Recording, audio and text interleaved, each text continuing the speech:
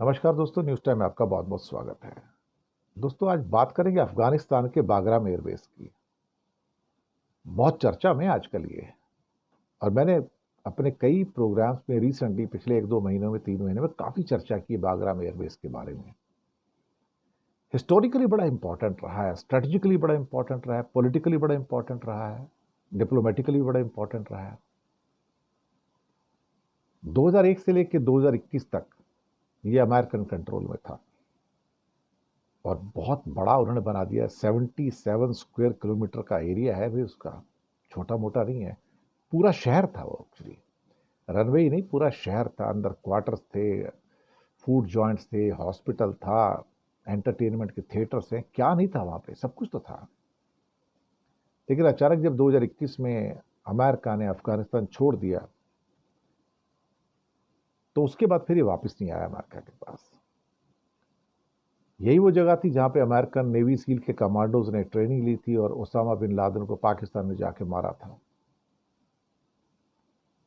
अब ट्रंप साहब कह रहे हैं कि इसके ऊपर चाइना का नियंत्रण हो गया है और ये ट्रंप को हजम नहीं हो रहा इस टाइम कि चाइना के पास कैसे जा सकता है, क्योंकि चाइना की तालिबान से नजदीकियां तो बढ़ गई हैं। ये तो बात सही है। अब ट्रंप ने जब सत्ता संभाली तो बार बार जिन मुद्दों को दोहराया उनमें से बागराम का एयरबेस भी है कि बागराम को वापस लेना है। ट्रंप का ही नहीं, अमेरिका का बहुत लगाव है इसको लेके। और अमेरिका इस एयरबेस को लेके बड़ा परेशान है। वो कैसे भी करके इसके ऊपर अपना कंट्रोल फिर से चाहता है।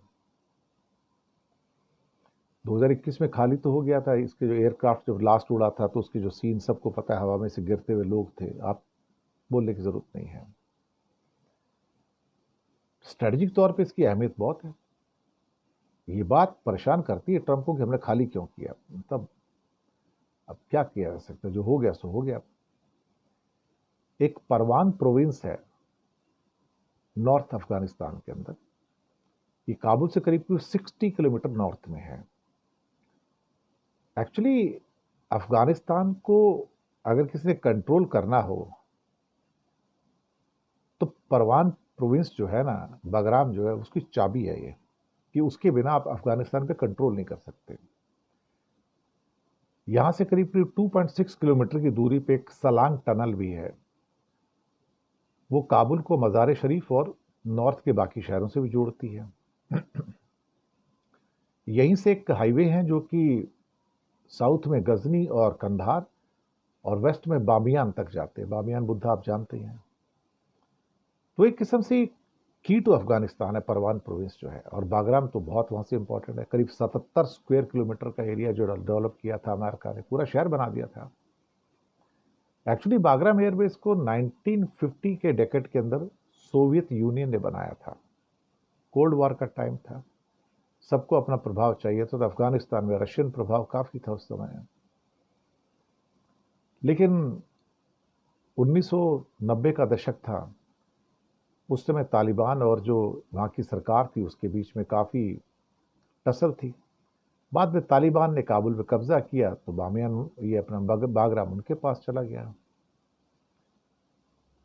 एयरबेस को नुकसान भी कभी हुआ था, लेकिन 2001 में जब 9/11 होता है, उस पर जो बमबाजी किया जो अमेरिका ने अफगानिस्तान पे, तो फिर उसके बाद बागराम एयरबेस पर उन्होंने कब्जा कर लिया।